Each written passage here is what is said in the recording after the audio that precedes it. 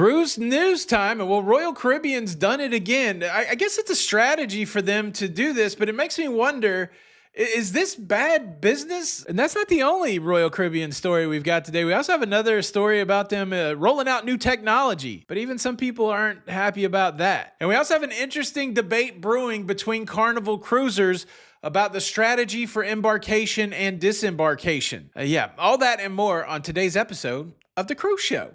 All aboard, your ship is leaving. Talking about everything going on in cruising. It's the Lido Loca time, it's the cruise show. It's the cruise show. Hey, what's up, everybody? Welcome to Lido Loca. Welcome to the Cruise Show. I am your host, Tony, here to talk you through everything going on in cruising.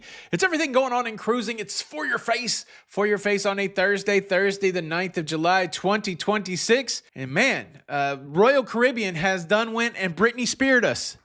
Oops, I did it again.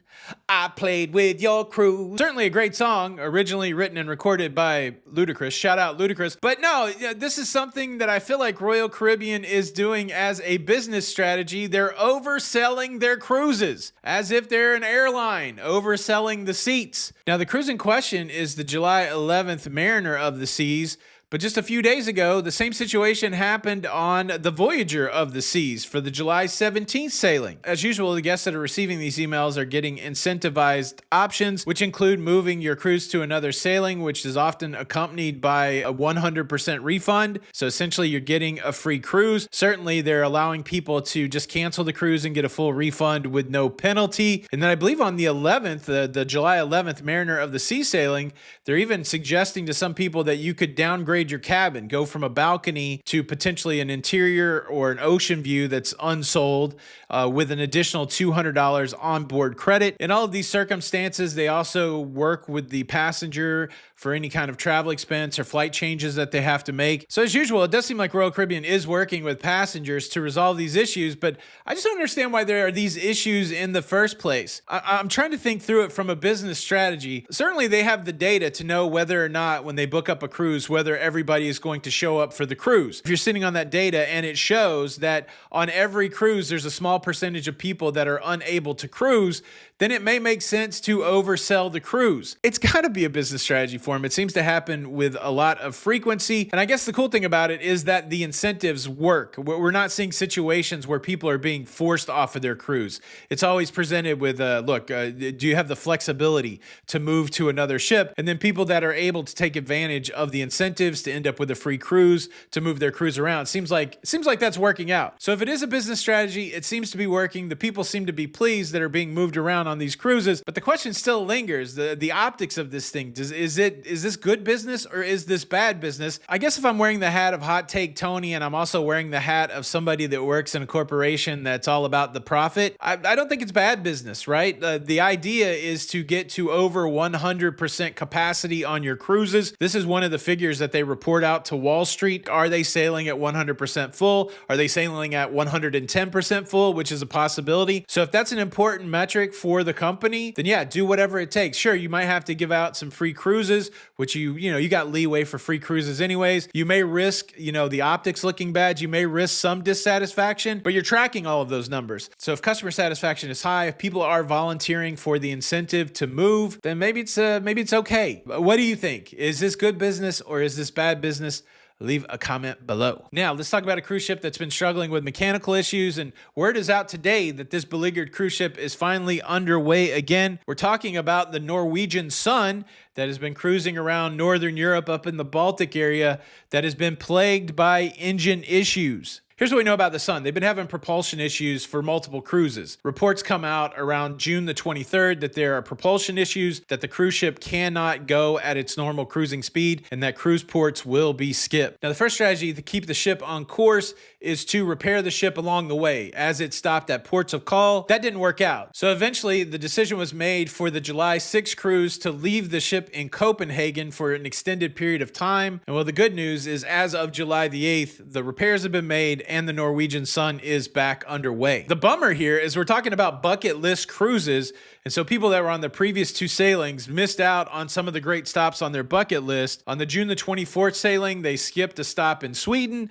they skipped a stop in Poland, they skipped a stop in Germany. To kind of make up for it, they did extend the time at a couple ports. They stayed longer in Latvia, they stayed longer in Lithuania. And then on the July 3rd sailing, they skipped a stop in Sweden. They also had extended time in Latvia. I'm assuming that people on those cruises got some sort of compensation, but then again, when you're bucket list cruising, does any compensation make up for missing out on one of those exotic ports of call that you may have traveled across the ocean to get to? It's a bummer, or maybe it's just a bummer for me. I've been looking at this Baltic region pretty intensely. I have done a few ports up there before, but I'd love to go back either this year or next year.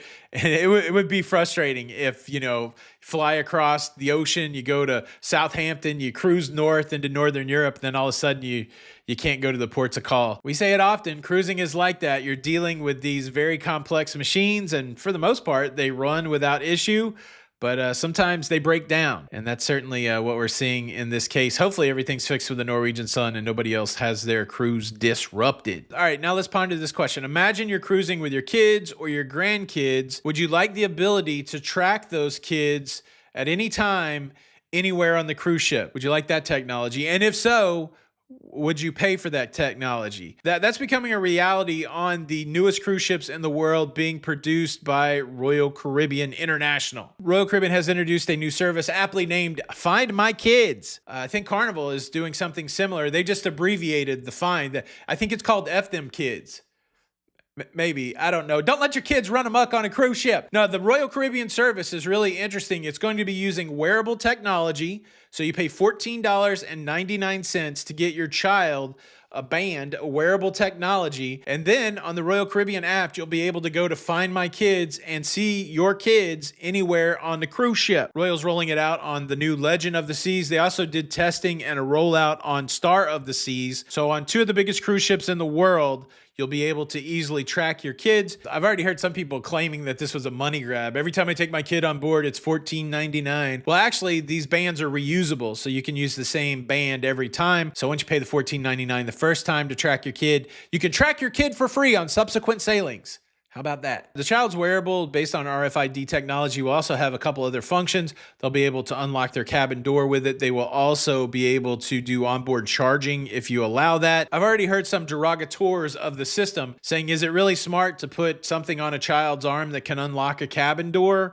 Is that safe for the child? But at the end of the day, I think anything that they can do on these cruise ships to make it easier for parents to keep up with their kids, that's a weird thing to say out loud, right? Shouldn't you be keeping up with your kids? But we know the reality is that's not true. You get a, 13-year-old, 14-year-old, 10-year-old. Are you going to let them wander off? I would struggle letting my 10-year-old wander off, but my 14-year-old, I would let wander off. But sometimes 14-year-olds can be knuckleheads, and then also sometimes 14-year-olds are, viewed as victims. So knowing that I've got technology on my 14-year-old that I can easily track where they're at and go to where they're at, I think it would be good. Let me ask you, parent, grandparent, concerned citizen, do you think this technology is good? Do you think this is helpful? Or do you think there's some challenges with it?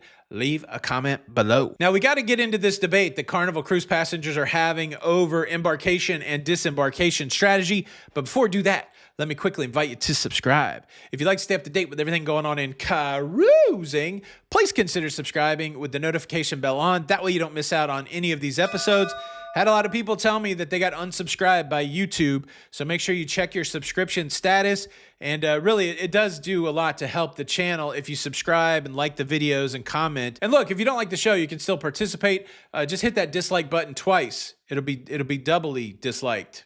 How about that? Thank you in advance. There's a conversation that's going on Carnival social media over at the brand ambassador John Heald's Facebook page.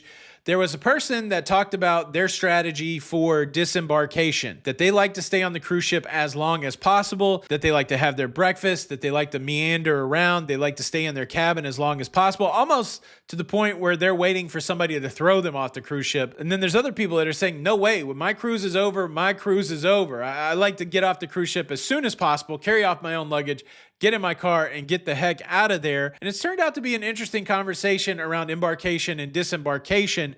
There's some people that want to be the first people on the cruise ship. They want to be the first person at a bar. They want to be the first person to, get food, that kind of thing. I'm not necessarily like that. I want to get on the cruise ship as close as possible as to where I can go to my cabin. So I'm trying to get on the cruise ship probably 1:30 so that I can get on the cruise ship, go to my muster drill, go to my cabin, unload myself from any hand luggage that I may have, and then I like to start my cruise vacation. I'm not super interested in being there early, but there are people that love to be there early. And then for disembarkation, I am the person that wants to get off as soon as possible. I'll get up at 5 in the morning to go to whatever meeting point. So as soon as they, allow us on the gangway, I can get off the ship, I can get in my car, go home, or I can go to the airport, that kind of thing. Look, I don't think there's a right or wrong for this one, but I will make a couple polls on the YouTube channel. So make sure you go look for those. I'll ask, do you like to embark early or embark late? Do you like to disembark early, disembark late? But if you want, I would love to hear your strategy down in the comments below. Look, that's everything that's going on in cruising. Thank you so much for checking out today's episode. This is Tony for Lido, Loca. And until the next time, we'll see you on the Lido. Bye.